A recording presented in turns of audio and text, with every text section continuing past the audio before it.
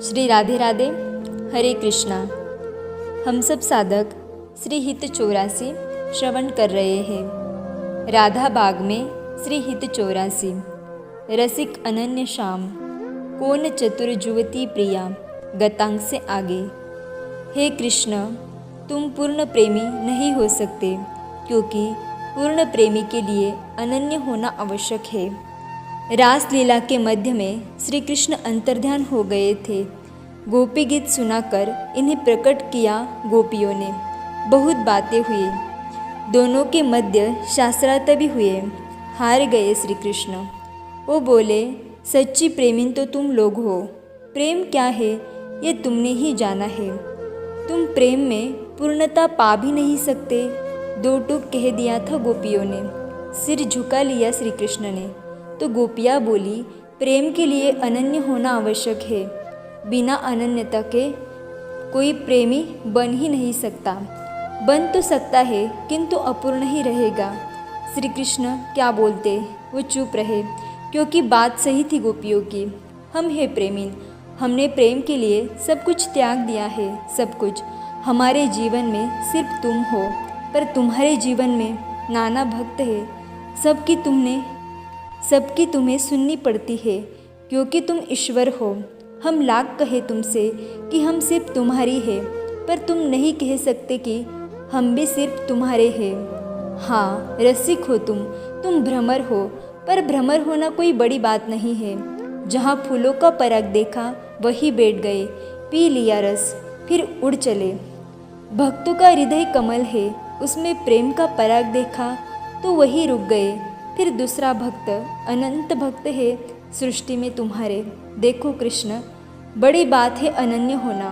प्रेम राज्य में आदर भ्रमर का नहीं होता, मछली का होता है, चातक का होता है, क्योंकि ये अनन्य है। गोपियाँ बोलती जा रही थी। श्री कृष्ण बैठ गए, हाथ जोड़ लिए और कहा, मुझे अनन्य बनना है। इसके लिए तो ईश्वरत्व से मुक्ति पानी होगी। आगे आकर ललिता सखी ने कहा, हाँ, मुझे ईश्वरत्व से ही मुक्ति चाहिए। और तभी ललिता सखी ने श्री राधा रानी के चरणों में लगी महावर अपनी उंगली में ली और श्याम सुंदर के मस्तक में लगा दिया। बस ये तभी से मुक्त हो गए ईश्वरत्व से। ये निकुंज के श्याम सुंदर रसिक तो थे ही, अब अनन्य भी हो गए। अब ये श्री राधा रानी के सिवाय किसी को नहीं देखते। उन्हीं के रस में मत्त रहते हैं, उन्हीं में मत्त रहते हैं। तो ये विरोधाभास रसिक और अनन्य ये सिर्फ श्याम सुंदर में है, अवतारी कृष्ण में नहीं, निकुंज विलासी श्याम सुंदर में। आज छठे पद का गायन होगा।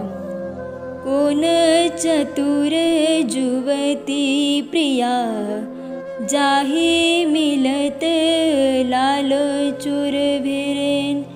दूरवत क्यों अब दूरे सुनी प्यारे, रंग में गहले चैन में नैन। उर नख चंद वीराने पट, अट पट से बेन। श्रीहित हरि वंश रसिक, राधापति प्रमथित मेन। कौन चतुर जुवती प्रिया, जाहि मिलत लाल चुर भेरेन। ध्यान। लता मंदिर अद्भुत है। उसमें माधवी के जो पुष्प लगे हैं, उसकी सुगंध वातावरण में फैल रही है। अभी सूर्य उदित नहीं हुए हैं। निकुंज के सूर्य और चंद्रमा भी यही है। भू पर उदित होने वाले सूर्य यहाँ के नहीं है। ये दिव्य धाम है, यहाँ सब दिव्य और चिन्मय है। तो सूर्य अभी उदित नहीं हुए हैं। जब तक सखियाँ नहीं चाहेगी, यहाँ कुछ नहीं होगा। और सखियाँ भी तब चाहेंगी जब ये युगल चाहेंगे। दिव्य अद्भुत। सखियों ने लता मंदिर के भीतर युगल को देखा, लता रंध्रों से देखा, रति सुख के चिन्ह इनके अंग पर देखिए सब आनंद विभोर हो गई थी। पर भ्रमरों ने गान किया तो सखियों ने भी उनके गान में साथ दिया।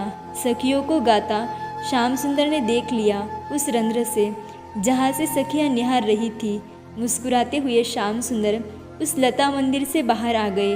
किंतु श्रीजी नहीं आई। वो रात्रि के सूरज सुख का चिंतन करते हुए मत्त थी।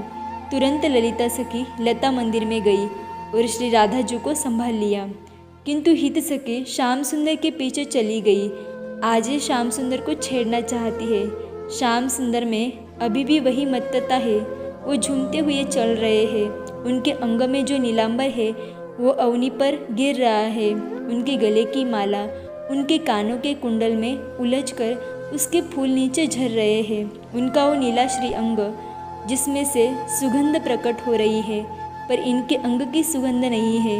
इनके अंग से प्रियाजू के अंग की सुगंध आ रही है।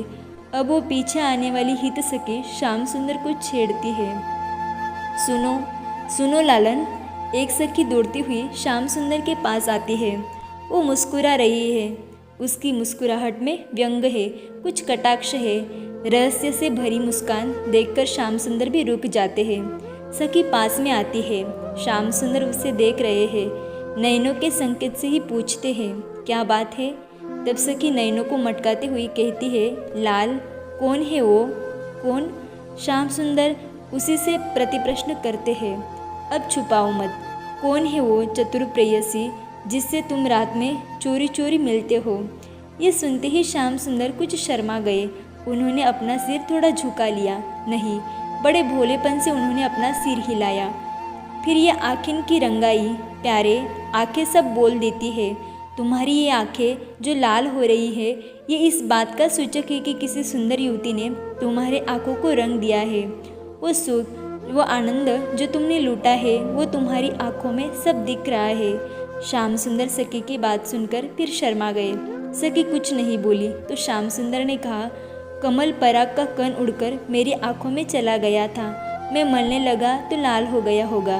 सखी हंसते हुए फिर बोली, फिर यह चित्र आपके वक्षस्थल में किसने उकेरे? और ऐसा दिव्य लग रहा है जैसे अर्ध चंद्रमा को आकाश में ही उकेर दिया हो। श्याम सुंदर तुरंत अपने आप को श्रीजी की नीलांबरी से छुपाने लगते हैं, तो आगे बढ़कर सखी फिर हटा देती है नीलांबरी को और श्याम सुंदर के वक्षस्थल को ध्यान से देखती हुई कहती है, आहा, किसी चतुर नायिका ने अपने नख से ये चित्र उकेरा है। सच में तुम रसिक हो तो वो भी कोई परम रसिकिनी ही होगी। बताओ ना, कौन है वो? सखी फिर छेड़ती है, पर श्याम सुंदर अब बोल नहीं पाते। उन्हें रात्रि का विलास का स्मरण हो आया है। वो उसी रति केली का स्मरण कर मौन हो गए हैं। बलैया लेती है हित सखी, कहती है, मैं अब ज़्यादा आपको परेशान नहीं करूँगी।